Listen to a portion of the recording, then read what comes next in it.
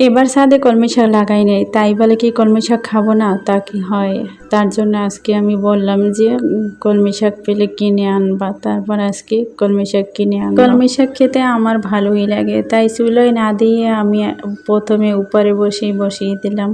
পেঁয়াজ, রসুন, কাঁচামরিচ সব একসাথে দিয়ে তারপরে বসিয়ে দেব আর শাকটা ধুয়ে নেব। এখানে বসে এভাবে বসিয়ে দিলাম, কিন্তু চুলায় আমি পরে দেব। সবসময় আমি চুলায় দিয়ে বসিয়ে দিই। আজকে একটু অন্য রকমের বসাবো। এখন আমি শাক নিয়ে যাচ্ছি পুকুরের পাড়ে। পুকুরের পাড়ে গিয়ে আমি শাক ধুইয়া বাহিরে আমাদের চুলা সব ঢাকা অবস্থায় আছে, এখনো বৃষ্টি যায়নি। বৃষ্টি গেলে আমরা সব পলিথিন উঠিয়ে তারপরে আমি চুলা ঠিক করে নেব আর ওখানেই রান্না করব। বাহিরে রান্না করতে বেশ আরো ভালো। একটু হাত দিয়ে ভালো মতো ধুয়ে নেব, কারণ রাস্তার পাশে যদি বিক্রি হয় তাহলে তো এখানে বালিতে অভাব থাকে না, আর শাকে বালি লাগলে তো ভালোই লাগে না।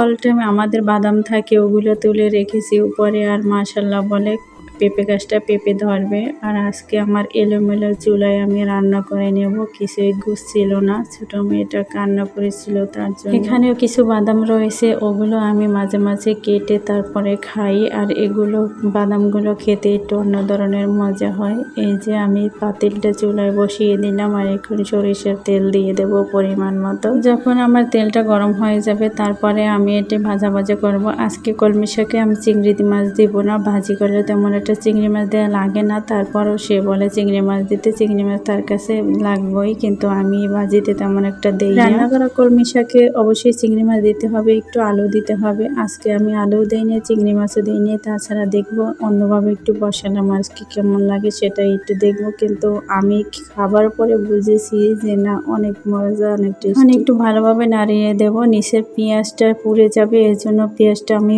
উপরে উঠিয়ে দেব। আর এখানে সামান্য আমি লবণ দিয়ে দেব। আমার এই একটা অভ্যাস আছে, শাক ভেন্ডি এতে একটু লবণ বেশি অনেক সময় অনেক কমে যায়, তা আমার আন্দাজ এখনো হয় না। মাঝে মাঝে আমার বেশি হয়, মাঝে মাঝে একটু কম হয়। যখন মনে থাকে তখন আবার দিয়েও আবার উপর থেকে উঠিয়ে ফেলি, যাতে একটু লবণ কম হয়। ভাজি তো এই জন্য লবণ বেশি হলে কি করা যায়। শাকগুলো নরম হয়ে আসছে, আর এগুলো আমি এখন ঢাকনা দিয়ে ঢেকে দেব অল্প সময়ের জন্য। শাকটা হয়তো বেশি সময় লাগে না। এদিকে আগুনের জ্বালা অনেক হয়েছে, নিচে একটা আলাদা পাতিল দিয়ে দেব।